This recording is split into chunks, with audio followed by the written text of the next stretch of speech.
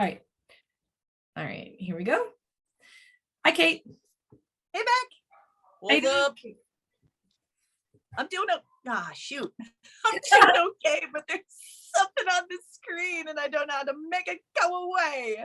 There we go. I fixed it because I can technology. Okay, but now all we see is your picture. We don't see it in real time. Darn it. Oh, there we go. Confuselment. I'm an old woman trying to figure out technology. Okay. Yeah, we have new equipment this week, at least on my end. In my little office, I put up bookshelves. Ooh, very nice. I like laptop. I have a fancy ring light. I have a microphone from my brother, but I haven't figured out how to use it yet. When it was plugged in, it thought it was a headphone, and you couldn't hear me. And I could hear you. So I'll need to spend problematic. Yeah. So welcome to episode 2 of Do You Have Your Shit Together? Do we have our shit together? Which I think we had like over 60 views on our first episode. That's awesome. I really blows my mind. Yeah. I thought we were just going to record this like for our own, I don't know, fun. Yeah, just to have a reason to talk every week. So all right.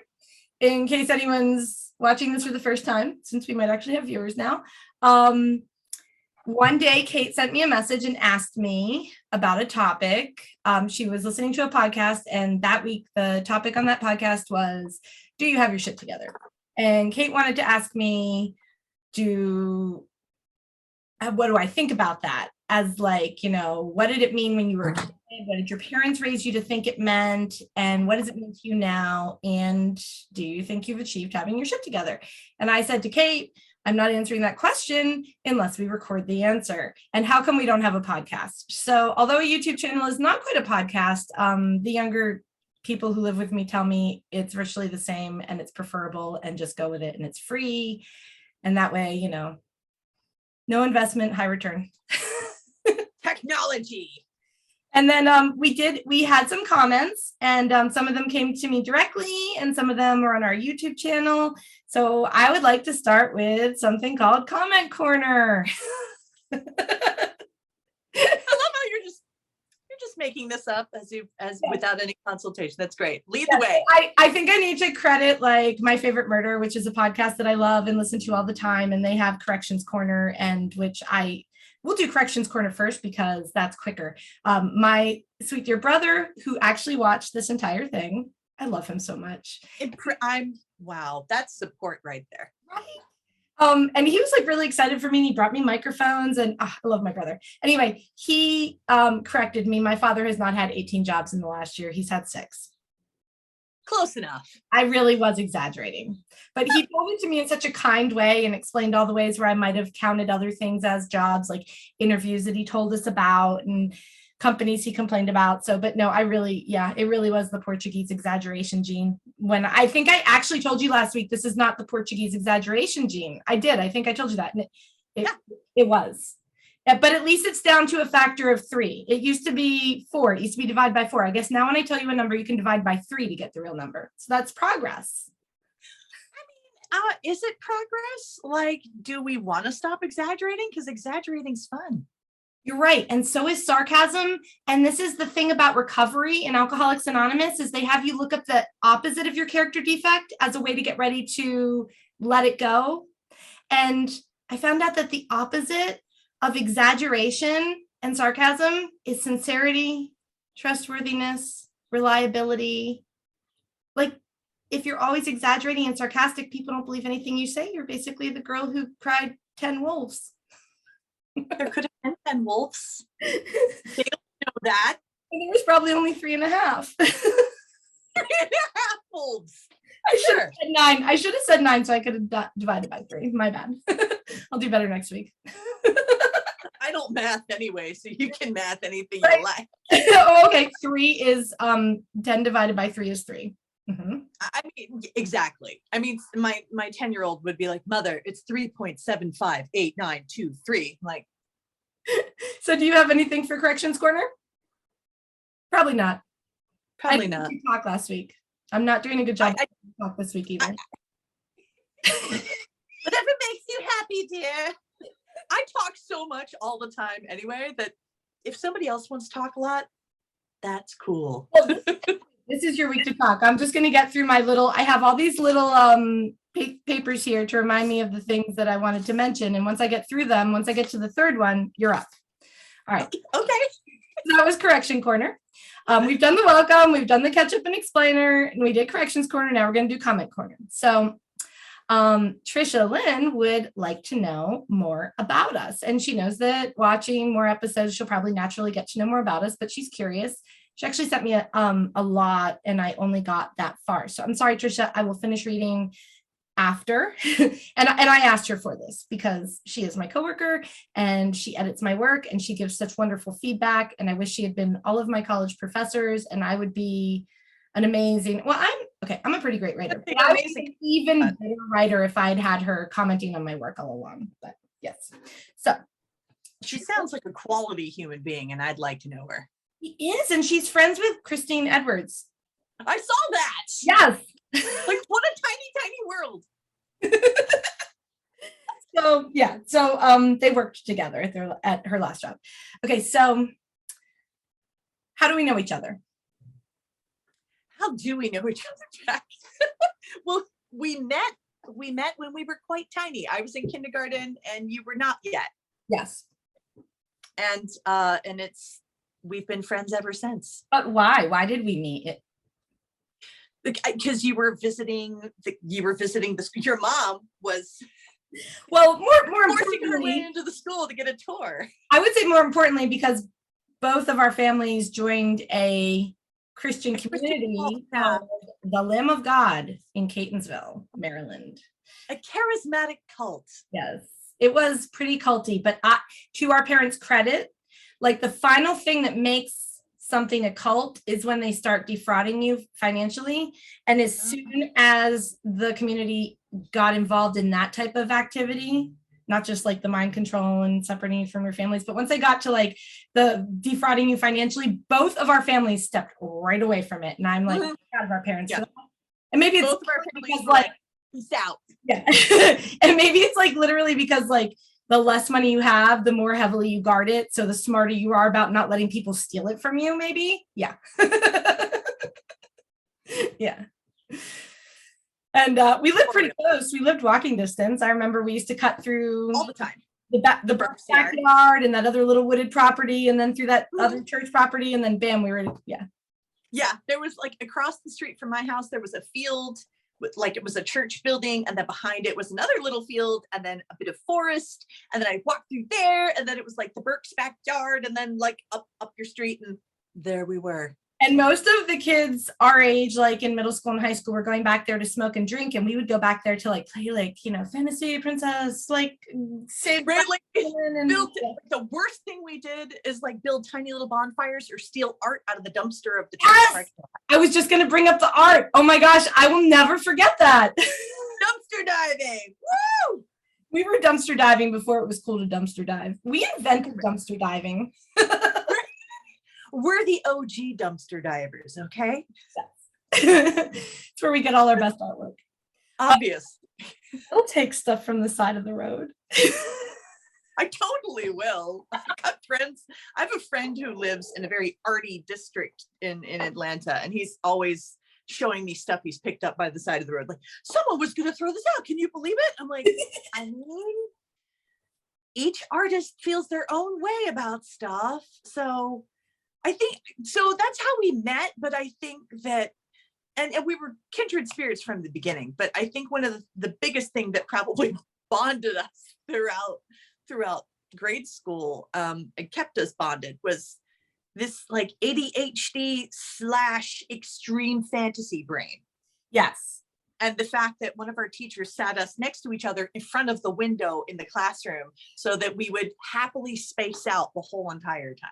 Martha Milne. Many an hour. Yes. Thank you, Martha Roche. Yeah. Milne. She told me, I have a friend who can get so focused on her work and her writing that even if a tree fell down outside the window, she wouldn't see it happen. And you're going to be like that simply because I've put you in front of the window with all the beautiful trees swaying and dancing outside of it. Oh, bless her. I mean, it didn't instill any focus for me until I got a little older and I figured out hyperfocus. Also, let's just point out we were in second and third grade when she was our teacher. That's a lot to put on a second grader, even a neurotypical second grader. Yeah. Then I just also wanted to say we got in trouble together a lot. I mean, maybe not like the same trouble, but we were often held back from recess together and things like that. So we were always together. We went to school together through, I think, 5th grade. And then I went to St. Tim's and you went to St. Mark's? St. Williams. And then we were together again in high school. So we missed each other like in middle school, but that didn't mean we stopped hanging out. We just weren't like 5 days 3 a week. blocks away. Right. Yeah. We're always hanging out. I like to summarize my Catholic / charismatic Christian school scholastic career as saying that I went through 5 kinds of plaid jumpers. Oh my God. 5 different plaid jumpers, man. And to this day, it has taken me a long time to get okay with plaid again. Wow.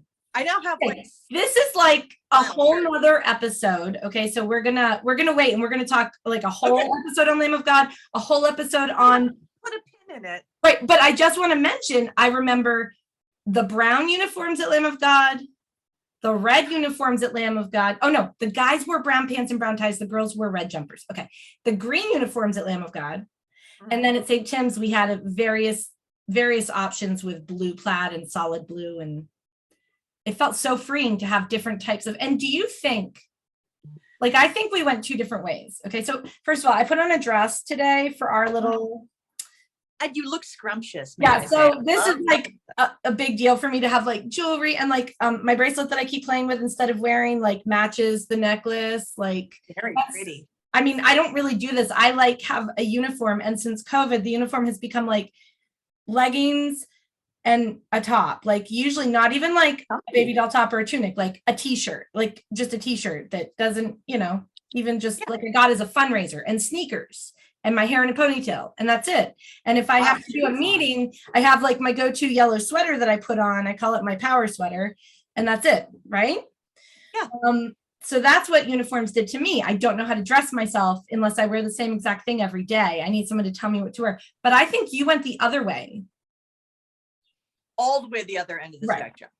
I detested being forced to look like everyone else so much that I got really inventive in trying to find ways to not look like everyone else. I don't think I really blossomed into this until like middle school at St. Williams. I started like getting the biggest, most ridiculous earrings I could find. I didn't care once I got home, but like in middle school, the most stupid looking earrings, you can tell I still love them.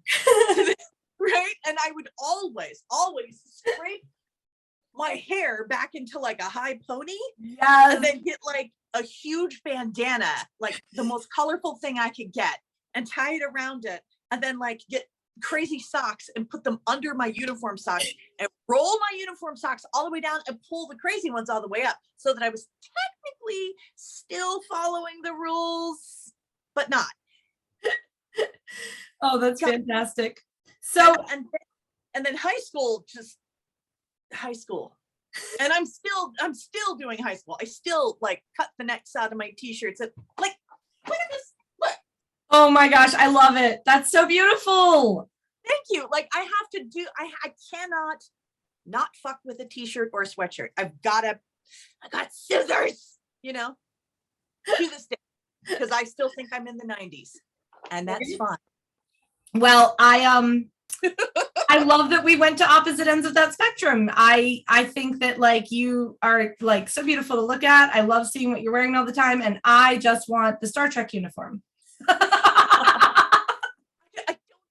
don't think, that's funny you should say that, because I remember watching a lot of Next Generation Star Trek when we were in high school, and I was thinking I would never make it on that ship unless I was Counselor Troy, because she wore something different all the time. She took that uniform and she's like, fuck that, I'm gonna make it special and a little bit sexy. And I was like, yeah, Counselor Troy, get it. Okay, so everybody else was like, I'll wear my uniform with like a sash on it, I don't know. Spandex. So I want to talk about our family structure too, and that we're both the oldest of big families and all that, but we'll save that for another episode because we're already quite a few minutes in and we started late. And we had a really good comment that I wanted to talk about on our YouTube channel, but I'm 46 now and apparently I don't know how to find it. So, oh wait, oh no comments. Oh, because I liked them all. They're not okay because we have this cute little YouTube studio thing that we can like look at our stuff. And anyway, I think had a comment I wanted to respond to. I know Manny had I wish we could edit. I don't think he identified himself with Bravo Zulu in his comments. I probably shouldn't have done that, but it's on the internet. Everything on the internet's public. If you don't want people to know you watched the video, you shouldn't have commented. Yep, you brought this on yourself. Oh, I know what it was. And now I'm not going to talk about the comment because I did say his last name and that's why he said, yeah. Okay. But still, you took the risk, you commented it. So viewers, if you want to know what he commented, go read the comments. You'll probably be able to figure out where and I work and how it applies to ADHD and how it's still not treated quite equitably in the world. It was a good comment. It was about, well, there's still some things in life that if you want to do them, you're disqualified for certain parts of the way your brain works. And you can never get diagnosed and never get treatment and do those things and take the risk that those, depression or something else might impact your ability to perform your duties, or you can get treatment and be disqualified from living your dream. And that, yeah, I definitely want to talk about that more in a specific ADHD episode. I have so many episode ideas. So yeah. And then Manny Cruz said that because he is both, I think he said he's a Gen Zennial, but with an X, not a Z. And so he has lots of comments about how to make the YouTube channel better, but since he's too apathetic to tell us or something like that. So I love that comment. It was my favorite comment. So I think the apathy is what won me. Yeah. So Manny is my platonic soulmate. So hopefully he comments every week. That's your job, Manny. You're a designated commenter, and he's definitely on my list of guests to invite on the podcast. So, because man, he has a great story about how he got his shit together. So, all right, 2 papers done. Moving along. Third paper, and you're second on this third paper. So, number 1, did you have your shit together this week? Let's see. Did I have my shit together this week? Any updates on the physical stuff, the uterus and the ankle, or? I mean, uterus is still doing what a uterus does, or what my uterus. I have thought of a very clever way to explain to my family that I'm going to get surgery and have it removed. My uterus and I are having creative differences. My uterus wants to create things and I'm not contributing to it. So the uterus decided to create stuff without any blueprints and that didn't work out. So. That is fabulous. And honestly, that's really what all of the lady problems stem from, is that our bodies evolved to have babies and breastfeed constantly and we don't anymore. And so, yeah, thank God. Yeah, there's a really cool podcast about that where they discovered how the placenta basically tries to kill the mom. So women evolved stronger immune systems to stay alive. And so clever. This is not a science podcast, but if I find it, I'll drop it in the show notes, which I don't exactly know what that is, but I hear people say that. We'll figure it out, I promise. So if you're interested and you actually want me to remember where I heard that, drop us a comment. Oh, like and subscribe and share. That's what YouTubers say, right? Yeah, like and subscribe and share. and if we get enough likes, subscribes, and shares and comments asking for the placenta podcast I was listening to, I'll figure out how to drop it in the show notes and I'll learn what show notes are. There you go. You'll drop them. Yeah. Well, I love that explanation. So yeah, so you don't even know if you had your shit together this week, it sounds like. Sounds like you had a really quick week, maybe. Oh my God, it feels like a really quick week. Like I got a lot of shit done, Oh, that's right. I remember why I'm having trouble with this. So executive dysfunction was overcome. I've had executive dysfunction on getting my taxes done for about 4 months. Yeah, Right. your taxes. Done on the last possible day I could get them done. And it took me 4 hours and it cost me money, but I got it done. I'm even getting a refund. Huge surprise, because like I didn't give the government anything. And the government was like, you're poor, so we're just going to give you a refund on money you never gave us anyway. I'm like, flirt. So yeah, so, such a huge win. And like, I have this wonderful friend. She's just a great friend anyway. But one of the great things about her is that she is very helpful in getting our friend group's shit together by gently and sweetly harassing the fuck out of us to get us to do things that we need to do. She's so good at it. And when I told her that I got my taxes done, she immediately went into, okay, so you're going to do this and this and this. I'm like, listen, I need to ride this wave right now. I need to just, I have just numbered out my numbering capacity for the next 6 months. Don't talk to me about numbers for quite some time now. I just need to, don't harsh my vibe, man. So I just need to like live I just did taxes. Because I'm allowed to buy myself sushi this week. Yeah. So, yeah. So like I got like domestic tasks and like costuming tasks and I did some massages and like, so I did work and I mommed and all of that stuff. But like my big, huge accomplishment, my big, huge get my shit together thing was I got my taxes done. That's awesome. That's fantastic. Awesome. And in case anybody's watching for ADHD information, the reason that Kate was able to get her taxes done at the last minute, and the reason that people with ADHD procrastinate, is because the adrenaline rush when you have to get something done at the last minute and you don't know if you're going to make the deadline or not, stimulates the brain in a very similar way to the way that stimulant ADHD medications stimulate the brain and get it moving. So it's a full self-medication. And I read an amazing book called Delivered from Distraction. It was a sequel, and I didn't read the first one, but in the book— I didn't read that book either, but I have it. Delivered from Distraction? Yeah, I think you have my copy. I sent you home. Yeah, probably. Yeah. It's so good. You should just crack it open. You don't have to read it in order. He says on the very first page, he says, don't read this book in order. I understand it looks too big. Just when you have time, flip it open, read a paragraph, close it, read the table of contents, read the index, look up stuff you want to know. Don't read this cover to cover. That's not going to work for you. So anyway, in this book, he said— dragons in it. That's probably— You don't know that it doesn't have dragons in it. You don't know that it doesn't have dragons in it. You're right. I'm making assumptions. You're correct. So in case you have ADHD or you love someone with ADHD, please listen to the following very carefully. He says, stop beating yourself up for procrastinating and start using it as a tool.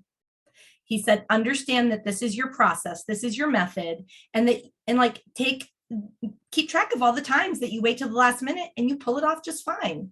And from now on, take the time where other people think you should be working on the project bit by bit and do the things that stimulate you and make your brain engage and make you feel good. And at the last minute, know that you're going to get it done. And that's how I do. Like, I used to be so stressed before I'd have an event at my house for like 2 weeks because I should be cleaning, I should be shopping, I should be decorating, I should be planning, I should be making lists, blah, blah, blah. And now I'm just like, I'll do it on the day of. I'll wake up really early on the day of. I'm going to go to bed early the night before. I'm going to wake up really early and I'm going to do everything the day of. And it's going to be done in time. And if it isn't, I'll make people help me when they show up. And that's how I do my parties now. And it always works. The pre-anxiety that comes before all that, that's the story of my life. I'm like, I'm going to do it. I'm going to do it. I'm going to do it. I don't. And then the morning of, I'm like, bam, bam, bam, bam, bam, bam, bam, bam, bam. You do this, you do this, you do that, you do that. And we're done. Yeah. Party. So he says now you need to tell yourself in the weeks leading up to something, it's fine. I'll do it the day of.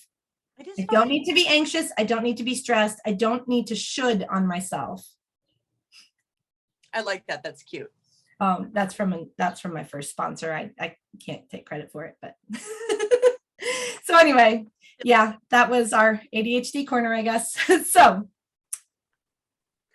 We'll have lots of those. So it sounds like you had your shit together this week, in my opinion. I diagnosed you shit together. Shit together.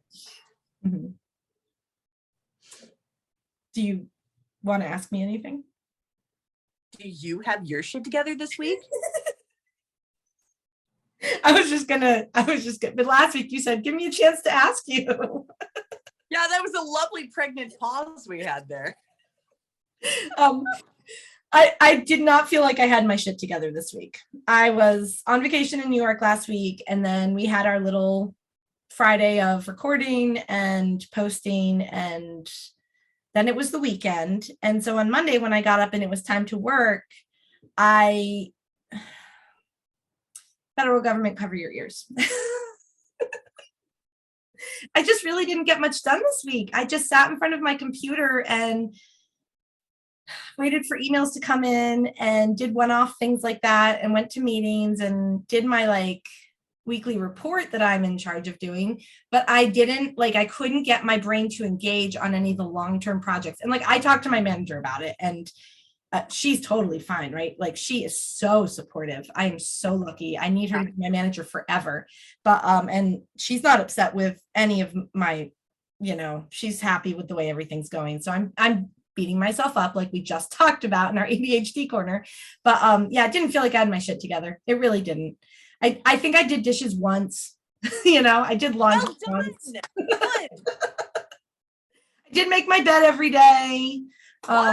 Yeah, I went to my AA meeting on Monday night, and I was only half an hour late, so I still got to help set up. And that's fantastic. Pardon me, but it sounds to me like you had your. That's just my opinion. Okay, that's your diagnosis, official. That's my diagnosis. Your shit was together. Don't shit all over yourself. All right, thank you. I guess you turned that right around on me. I guess I need to take my own medicine. Speaking that we're friends, yeah, forever. Yeah. Speaking of medicine, do you take ADHD medicine? That's a whole episode. You don't? Yeah, and I do. So I think I've developed coping mechanisms that work for me. And my ADHD seems to I'm happy. I'm satisfied with how I get shit done usually. Yeah. And I feel like that's pretty good. That's awesome. That's yeah. So, and I take medicine for my ADHD. I currently take Vyvanse. I love Vyvanse so much. It's been my whole life, Vyvanse. I never thought I'd take anything but plain old, regular, old-fashioned Ritalin. But Vyvanse is like a whole new Becca. Like a whole new world. Case in point, we had an idea and we're executing it. I know that when you decide you're in charge of something, you fuck that shit right up. You just you go after it like a tiger. But this blew me out of the water. When you said it would be cool to have a podcast, I was like, yeah, that'd be cool anyway. Bye. And now we're having a podcast, and I'm still like, wait, what are we? What? And you're like, yeah, show up on Friday morning. I'm like, okay, what are we doing? So I'm still not wrapping my head around how together you are about this. I'm just nothing on you, just the fact that it's happening. Yeah, it's an improvement. It's something that I couldn't have done in the past. It just isn't. I mean, and it's like if a person gets a really good wheelchair that lets them stand up and talk to people at eye level, it's like that. It's like the old wheelchair was fine, but this wheelchair is even better, So yeah.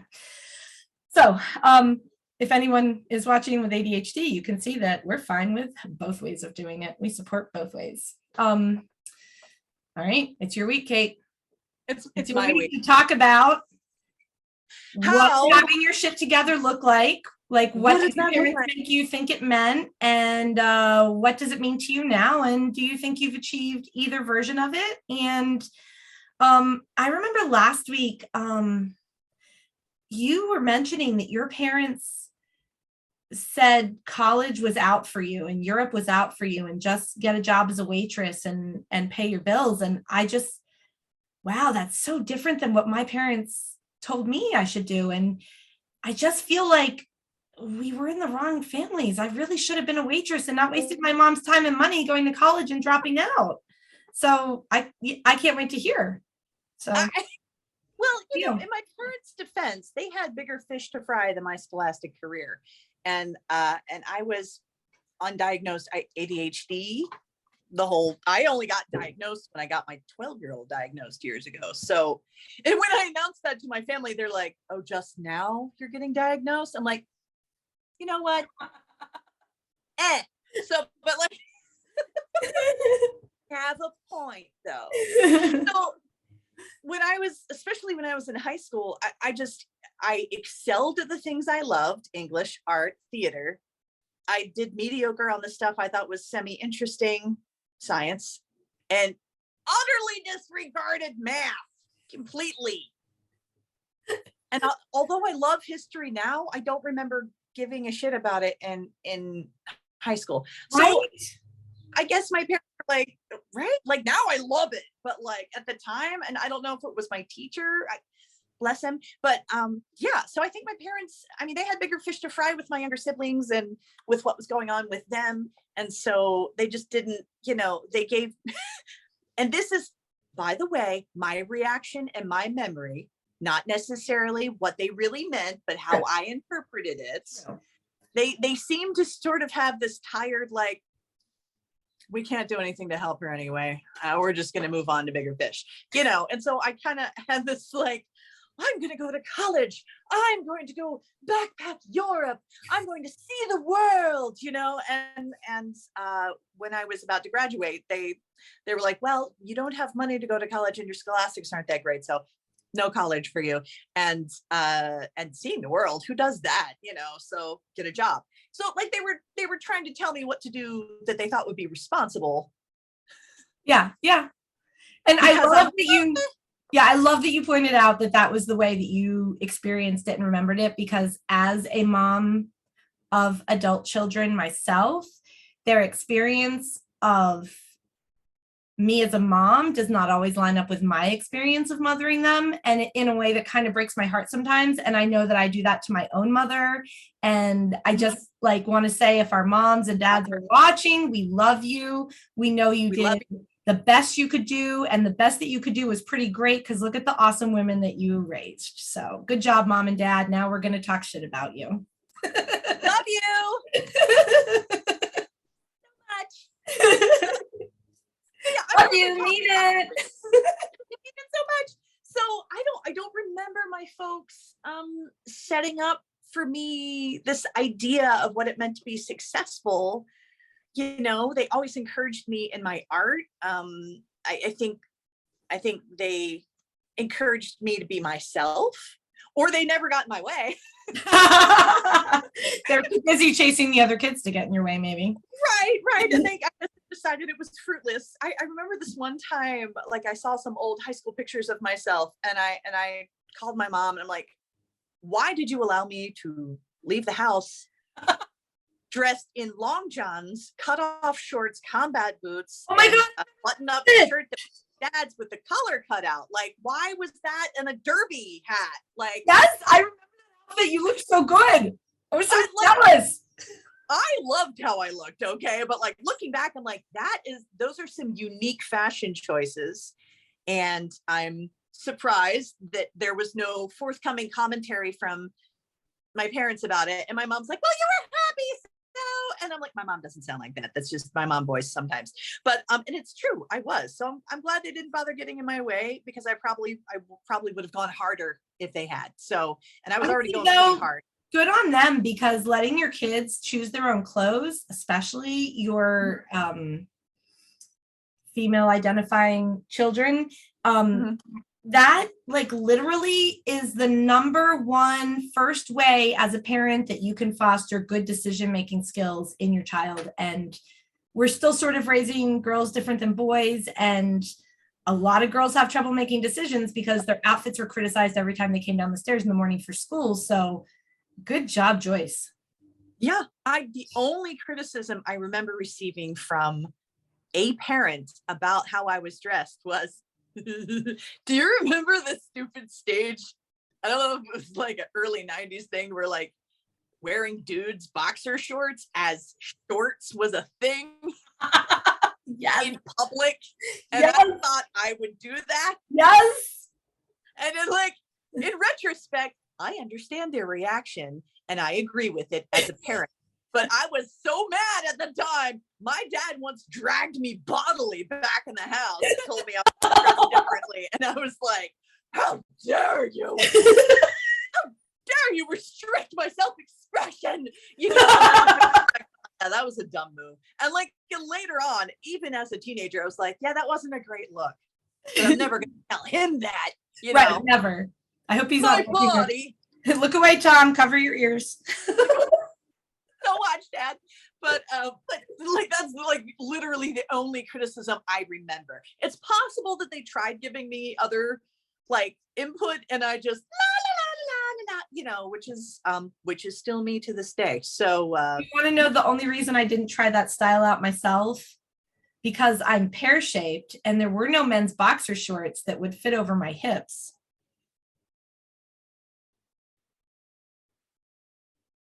Looks like we buffered. Oh, there we go.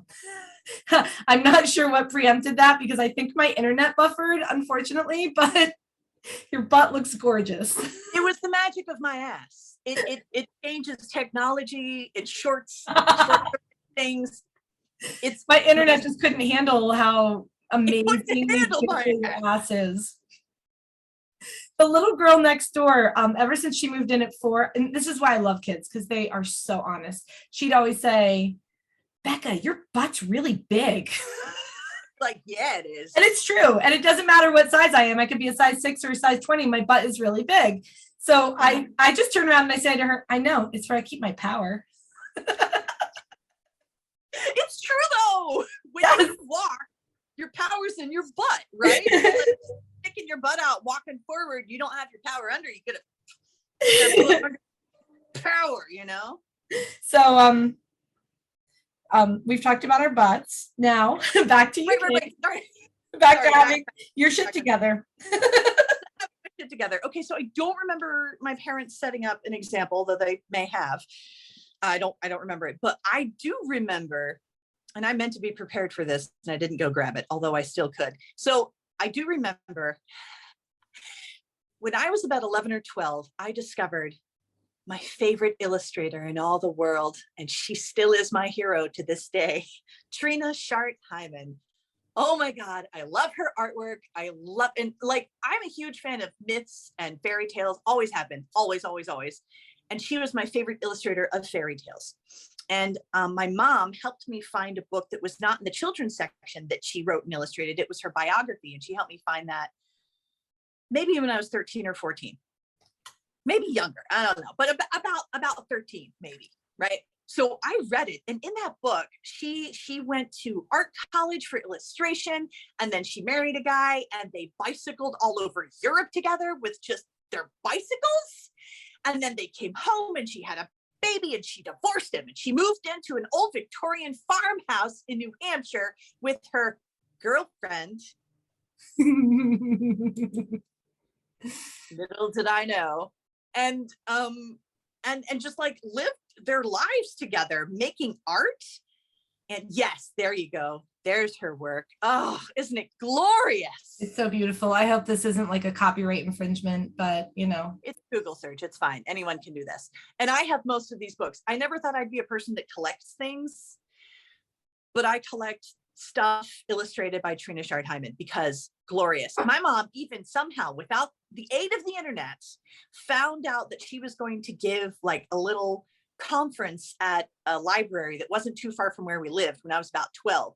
And we went, and I met her, and I drew her picture, and she thought it was wonderful. And then I wrote to her, and she wrote back a few times. Oh my gosh. Yeah. And I drew fairies all over the letter. Of course I did. Of course you did. Of course I did. That is so cool. And so I decided when I read that, and then I met her, if that didn't, concrete everything, I was like, I am going to be Trina Shart Hyman when I grow up one day. And I recently noticed that is pretty much exactly what I've been doing without even really thinking about it. I sort of forgot about it. Mm-hmm. And just now looking back, I'm like, oh, I did go to art school. Then I went to regular college, and I graduated, and I married somebody, and I had some kids, and then I left them. I haven't gotten to the Victorian farmhouse part yet. That's in the future. But I did go to Europe twice, like on a shoestring budget, and like, I've been living the dream. I'm not an illustrator for a living. That's okay. Yet. I make art. Yet. If that's where I want to go. Because maybe we're going to get so popular that we'll write an ADHD book for kids, and I'll write the words and you'll illustrate it. Doesn't sound like it involves dragons, but I can put them in there. Absolutely. There should be dragons in an ADHD book for kids. So yeah, I had that set up. Like, I just wanted to be Trina Shard Hyman. I don't have a girlfriend. But you do live with a woman. Don't you have a female roommate? No. Oh. I did for 2 years, about 5 years ago. Oh, okay. Well, you did live with a woman then. You can check that out. I did briefly, and Ray still comes over and we still hang out. I friended her on Facebook. I don't know why. Facebook recommended Ray as a friend, and I friended her. I figured it was about time, even though we've never met in real life. So if you're watching, Ray, be my friend. Facebook official. Ray's a fantastic person. Ray prefers they, them. They, them. Gotcha. Thank you. Yeah. And Ray has been a good friend since day one. And I get to see Ray and their child Oliver every Tuesday, because Oliver and Sam are besties. And so it's fun. Awesome. Well, I can't wait to friend me on Facebook. I think Ray was actually one of the first people to comment on it, even. Yes, they were. Yeah, they were. Yeah. That means that they were one of the first people to watch it. Hey, Ray. So yeah, that's how I set up for myself what I thought success looked like, or what I thought the ideal, like, living the dream would be. Mm-hmm. And even when I was even throughout my life, I feel like I've been doing it subconsciously at times and consciously at other times. But looking back, I realized that is still my end goal. That's awesome. Yeah. A combination of that and the movie Practical Magic. Yeah. I don't think, okay. This might be a thing. I don't think I've ever watched that movie. And if I did, I don't really remember it. Oh my God. Okay, we need to watch it together. Like just like video ourselves so we're like with each. Rosie and I like live text each other while we watch movies together, because she's in California. Rosie's my sister. Yeah, and like, so we need to watch. If you've never, oh my God, you would love this so much. It's seriously one of my favorite movies, and one of the movies where I've been like, yes, I want that existence. Give it to me. Victorian summer home with witchy aunties and a witchy sister making the magic. I love it. Yeah. Especially because witchcraft was very demonized in our childhood. So of course that's what we wanted. Me too. So of course that's what I wanted. Yeah. And now I'm a professional tarot card reader. Are you really? That's what you're doing weekends at the Ren Fest, right? Yeah. I do it anyway, but that's also what I do at the Renaissance Festival. Would you like to do a quick reading for me? Like right now? Yeah, why not? I could. You don't have to. Be warned. Maybe we can do that as a mini-sode. Let's do that as a mini-sode. And FYI, it can get really, really personal. Yeah, that's okay. Okay. I mean, my Vyvanse doesn't work that well. I'm still completely uninhibited.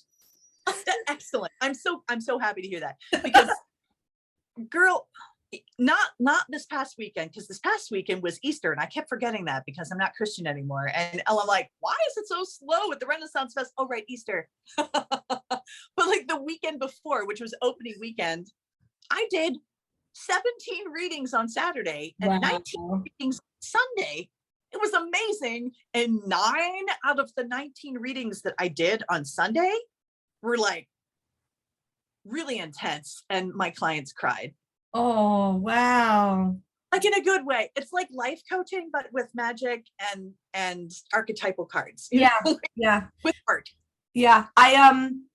whether it's just like a use this sort of like a food for thought, positive affirmation message, or whether you fully believe that the cards can tell you exactly what's going on and what's going to happen, I still think it's really fun. And Word.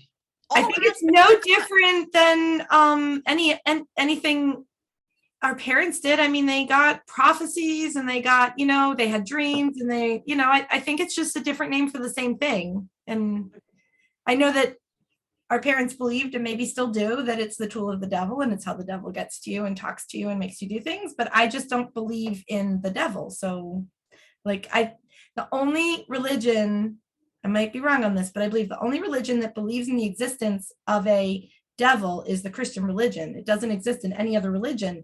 And since my philosophy is that all religions are a little bit right and all religions are a little bit wrong, that's the part the Christians got wrong. There is no devil. There just isn't. I don't think so. I think any evil that's in the world is created by man. I don't believe specifically in the devil, but I do believe that we create our own hell. Yes, absolutely. Absolutely. Absolutely. Yeah. And I do believe that we can receive guidance and support from those who have gone before, from spirits. Mm-hmm. I strongly believe that you are in charge of what you allow into your energy field. Oh, absolutely. Yes. Yeah. And if you don't want negativity and toxicity, that doesn't just go for human beings who are in bodies, that goes for spirits as well. Don't fuck with the Ouija board, okay? Just that. Yes. That it. Pray in whatever direction you like. Yes. Or to the universe or whatever, for protection when dealing with spirits, and be in yourself. But that just goes for dealing with anybody in anybody or not. So yes, be who you are. Stand strong in who you are. No one can tell you what to do. And whatever gives your meat suit comfort in this crazy world that our spirits are inhabiting temporarily. Comfort that meat suit, damn it. Because that's where the fear and the irritability and the discontent lives, is in the meat suit, not in our spirits. Our spirits are fine. Our spirits are just little anthropologists going, wow, this is an interesting way to exist. And our meat suits are like, I'm scared. I'm not safe. I'm not loved. I need to feel safe and loved. And I don't feel safe and loved. Chemicals. I don't know what's going on. Yes. Hormones. Yes. I noticed that's true. Along with tarot reading, I'm a psychic medium as well, because I see dead people. And yes, I had my meds checked. And every deceased person that I have come in contact with is, while they may have been freaked out before, once they're on the other side, the only thing I've ever had them want to communicate is comfort to their loved one. And like, hey, remember we used to do this together? Mm-hmm. And that's pretty much, or like, and here I'm here to support you. And that's pretty much the only kind of messages that I've received when a deceased person comes to talk to my client. And even though the memories they want to share with me are often like, I don't know what that means, and I'm going to sound like an idiot if I say it, but here we go. I already look like an idiot, so I might as well be cool with it.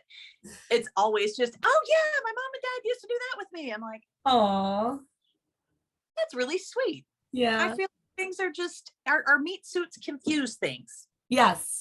And that's part of the experience. Yes. In AA, we have this saying, well, I don't know if it's AA. In AA, in my area, we have this saying, I am not a human being having a spiritual experience. I am a spiritual being having a human experience. And maybe it's not specific to AA, but that's the first place I heard it. And I've heard it. And then also, I just wanted to say, I may not be a psychic medium, but I do have things happen that don't seem like coincidences. For instance, I haven't seen my friend Nikki in quite a few weeks, and we can still sort of like, we just feel each other from across the neighborhood, right? And this morning, my alarm went off and I fell back to sleep. I was really tired this morning. And when I fell back to sleep, so it was like, I don't know, 6:30, 7 a.m. I had a dream that I was in a basement with my friend Nikki, and her grandmother was there. Her grandmother who raised her, who has passed away and is like somebody that really is sort of like a spiritual comfort to Nikki. Uh-huh. You would love Nikki. She does tarot and she does Reiki, and you guys would just, you'd hit it off. And she needs you in her life because she's not confident and she's not there yet. She still has a lot of anxiety. And I just think you would just maybe pull her right out of that. Maybe not, maybe you'd scare her. But I woke up and I had a text from her that came in like right at 7:00 saying that she was at the ER and needed a ride home because she had sort of had a nervous breakdown from a like really painful sinus infection, and her aunt had brought her to the ER but had to go to work and she had no way to get home. Oh, it was almost like her grandmother was like, wake up, my granddaughter needs your help. I believe that's exactly what happened. Mm-hmm. And I've never met her grandmother, but in the dream I knew this old woman was her grandmother, and no one in the dream told me. I just knew it. Beck, you've always been sensitive. You've been sensitive from the first minute I met you. Remember when we were little and saw fairies on the, property? I think I was just pretending so you'd think I was cool. I did think you were cool. Were you pretending so I would think you were cool? No, I saw stuff. Oh my gosh, I'm so jealous.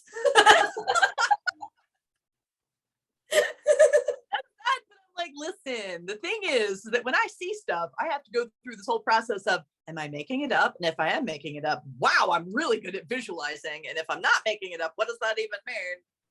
Or just sit back and enjoy it.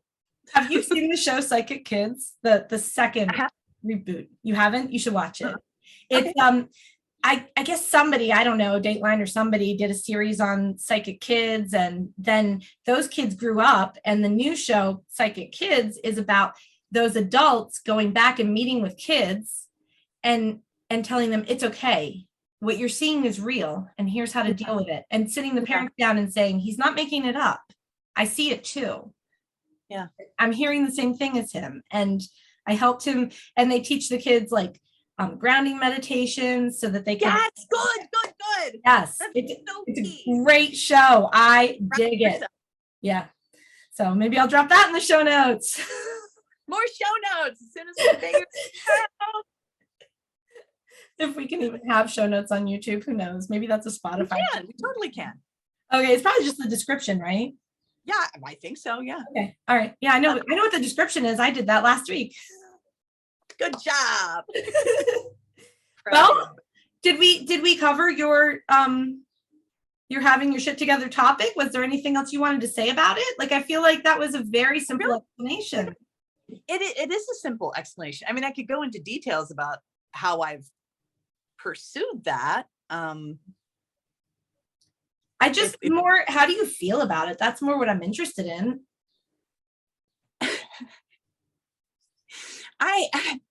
So I don't know for sure if I've not been diagnosed with PD. What is it?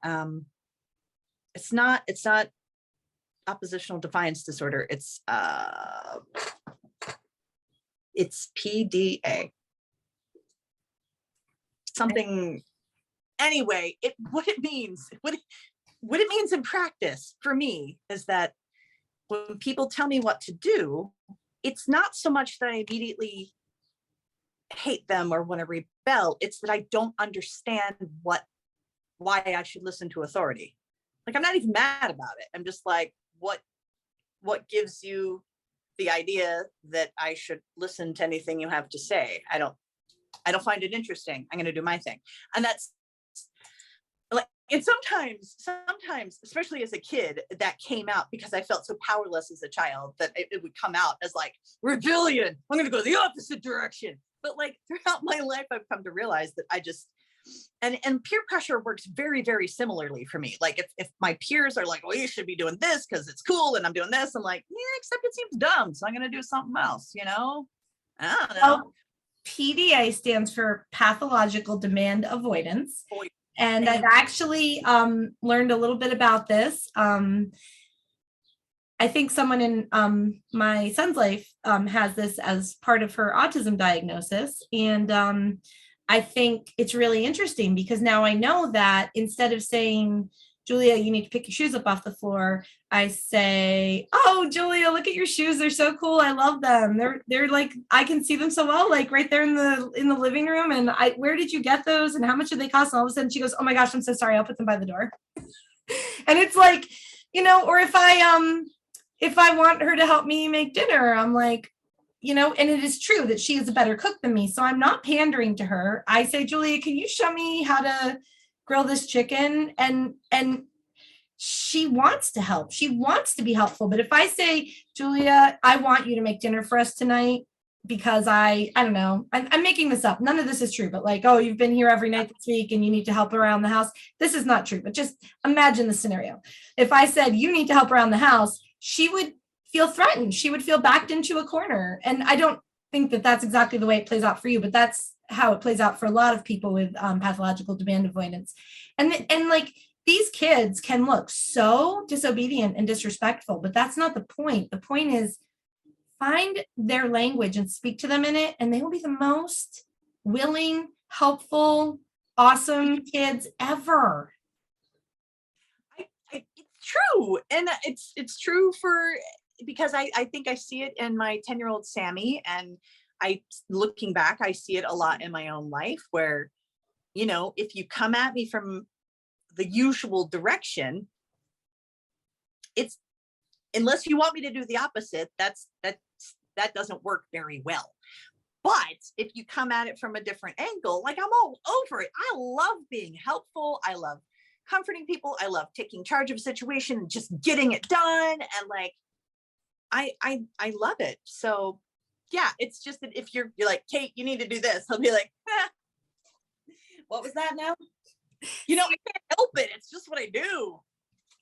A lot of people, not a lot of people. I think there are some people who get like, oh, why do we have all these diagnoses? Everybody has something. And it kind of annoys them that people are always talking about, oh, I'm this, I'm that. But when we understand the way our brains work, mm-hmm. and advocate for what we need to be our best selves, the whole world benefits from it.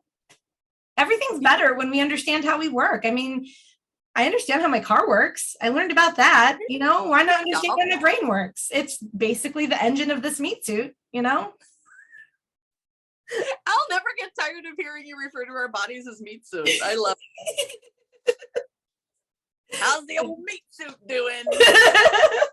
I need to take better care of my meat suit. It's a good meat suit and I neglect it and I abuse it. And that's something that I would like to do in this 46th year of my life that starts today, is take better care of my meat suit this year. So wait, what? It's not your birthday today, is it? It is my birthday. How did I miss your birthday? Because we're time blind and dates suck and they're all made up anyway. So who cares? Happy birthday! Thank you. Well, talking with you is the best birthday gift I could have gotten. And we are both the same age from now until May 5th, right? It's true. We shall both be 46 for the next several days. I'm so excited. And now I must sing happy birthday to you dramatically. Happy birthday to you. Happy birthday to you. Happy birthday, dear. Oh, happy birthday to you. Thank you, Kate. All right. I think we're going to leave it at that. There's nothing more that I can do to follow that up. So, that was next week. Keep your shit together. Keep your shit together.